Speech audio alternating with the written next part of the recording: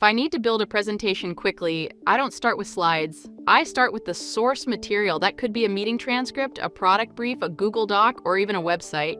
Here, I'm starting with notes from a recent sales meeting. I'll drop them into Presentations.AI, choose how many slides I want, and add a little context about the audience and the goal of the presentation.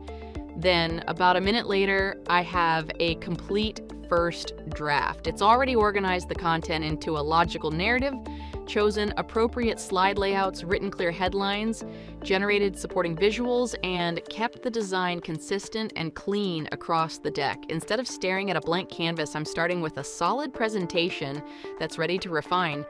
The first thing I review is the overall narrative. Are the sections in the right order? Does the story build logically? If not, I can quickly reorder slides. If I realize something's missing, I can simply describe the slide I want, and the AI will generate it without me having to build it from scratch. Next, I refine the individual slides.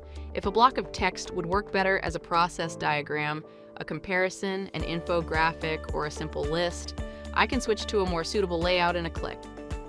From there, it's just a matter of tightening the copy and making sure every slide communicates a single idea clearly.